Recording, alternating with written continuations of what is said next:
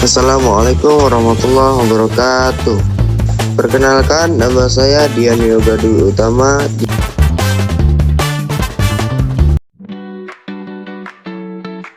Di sini saya akan membahas tentang kalimat efektif.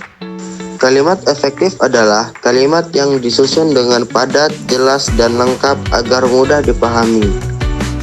Selain pengertian, kita juga harus tahu apa syarat-syarat kalimat efektif. Syarat-syarat kalimat efektif ada 4. Yang pertama, harus sesuai EYD.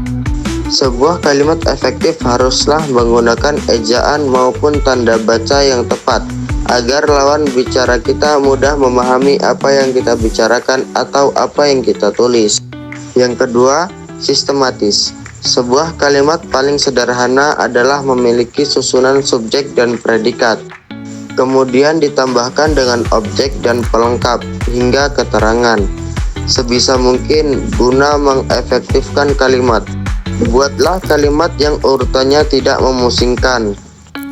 Yang ketiga, tidak boros dan tidak bertele-tele.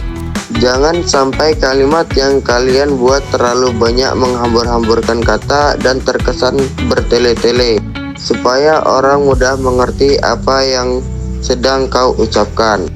Yang nomor 4, tidak ambigu. Di BBI, ambigu artinya bermakna ganda atau bermakna lebih dari satu, sehingga menimbulkan kerancuan atau multitafsir. Jika ingin kalimat kita tidak ambigu, maka kita harus memilih kata-kata, baca intonasi dengan cara yang tepat atau benar. Kalau tadi kita membahas tentang syarat-syarat kalimat efektif, sekarang kita membahas ciri-ciri kalimat efektif. Kesepadanan struktur pertama yang harus diperhatikan adalah kelengkapan struktur dan penggunaannya. Inilah yang dimaksud dengan kesepadanan struktur. Ada beberapa hal yang menyangkut ciri-ciri yang satu ini. Yang pertama, minimal ada subjek dan predikat. Yang kedua, jangan ada preposisi di depan subjek. Contohnya ialah, bagi semua peserta diharapkan hadir tepat waktu. Itu tidak efektif. Sedangkan efektifnya, semua peserta diharapkan hadir tepat waktu.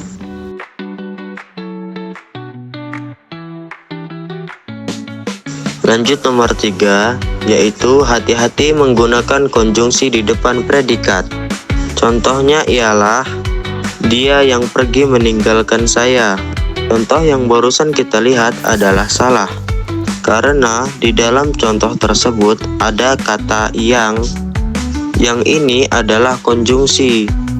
Sudah dibahas tadi bahwa kita seharusnya berhati-hati menggunakan konjungsi di depan predikat. Jadi seharusnya yang betul adalah, dia pergi meninggalkan saya. Selanjutnya yang D, jangan sampai ada subjek ganda. Contohnya adalah, adik demam sehingga adik tidak dapat masuk sekolah. Kalimat yang barusan kita dengar adalah contoh kalimat yang tidak efektif, karena ada 2 subjek dalam satu kalimat. Sebaiknya kata adik dikurangi menjadi 1 saja, sehingga yang betul adalah adik demam sehingga tidak dapat masuk sekolah. Kehematan kata. Karena salah satu syarat kalimat efektif adalah ringkas dan tidak bertele-tele, kalian tidak boleh menyusun kata-kata yang bermakna sama di dalam sebuah kalimat. Ada 2 hal yang memungkinkan kalimat dapat membuat kalimat menjadi boros sehingga tidak efektif. Yang pertama menyangkut kata jamak dan yang kedua mengenai kata-kata sinonim. Untuk menghindari hal tersebut, berikut ini adalah contoh mengenai kesalahan dalam kata jamak dan sinonim yang menghasilkan kalimat tidak efektif. Contoh kata jamak. Para siswa-siswi sedang mengerjakan soal ujian masuk perguruan tinggi.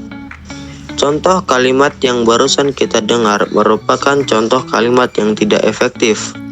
Karena apa? Karena dalam kalimat tersebut terdapat kata para yang merujuk pada pengertian jamak. Sedangkan ada pula kata siswa-siswi yang artinya juga jamak, lebih dari satu siswa, sehingga seharusnya kita hanya memilih satu saja. Jadi, kata yang betul adalah siswa-siswi sedang mengerjakan soal ujian masuk perguruan tinggi. Ia masuk ke dalam ruang kelas. Kalimat yang barusan kita dengar merupakan contoh kalimat tidak efektif karena ada sinonim di dalam kalimat tersebut. Ada kata masuk. Masuk di dalam kamus KBBI atau Kamus Besar Bahasa Indonesia artinya pergi ke dalam. Kemudian ada kata juga ke dalam. Ke dalam artinya ya pergi ke dalam, sehingga kalimat tersebut terlihat boros. Seharusnya dipilih salah satu, tidak usah ada kata masuk ke dalam.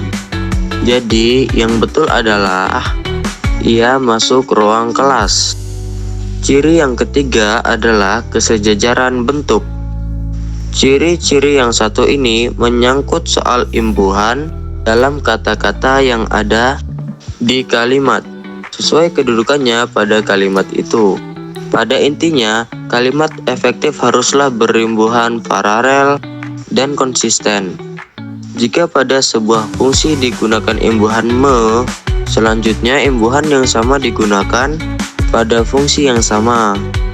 Contoh, hal yang mesti diperhatikan soal sampah adalah cara membuang, memilah, dan pengolahannya. Kalimat yang barusan kita dengar juga merupakan contoh kalimat yang tidak efektif. Karena apa?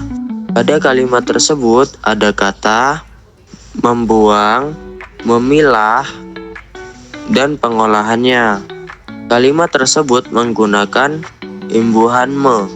Seharusnya semuanya menggunakan imbuhan me atau fungsi yang sama. Sehingga kalimat yang benar seharusnya hal yang mesti diperhatikan soal sampah adalah cara membuang, memilah, dan mengolahnya. Tegasan makna. Tidak selamanya subjek harus diletakkan di awal kalimat. Namun, memang peletakan subjek harusnya selalu mendahului predikat. Akan tetapi, dalam beberapa kasus tertentu, kalian bisa saja meletakkan tangan di awal kalimat untuk memberi efek penegasan. Penegasan kalimat seperti ini agar pembaca dapat langsung mengerti dasar utama dari kalimat tersebut. Penegasan kalimat seperti ini biasanya dijumpai pada jenis kalimat perintah, larangan, ataupun anjuran yang umumnya diikuti partikel lah atau pun. Contohnya yaitu, kamu sapulah lantai rumah agar bersih. Ini tidak efektif. Sapulah lantai rumahmu agar bersih. Ini baru efektif. Nomor 5, kelogisan kalimat. Ciri-ciri kalimat efektif yang terakhir, yang amat krusial, menyangkut kelogisan kalimat yang kalian buat. Kelogisan berperan penting untuk menghindari kesan ambigu pada kalimat. Karena itu, buatlah kalimat dengan ide yang mudah dimengerti dan masuk akal agar baca dapat dengan mudah pula mengerti maksud dari kalimat yang kalian buat. Tidak terasa, materi kalimat efektif sudah selesai. Ada 3 poin penting dalam video ini. Pertama, pengertian kalimat efektif. Yang kedua, syarat-syarat kalimat efektif. Dan yang ketiga adalah ciri-ciri kalimat efektif. Nah, ini dia yang sudah kita bahas di dalam video kita. Semoga bermanfaat untuk kita semua. Terima kasih sudah menyampaikan video ini, semoga bermanfaat. Saya akhiri, wassalamualaikum warahmatullahi wabarakatuh.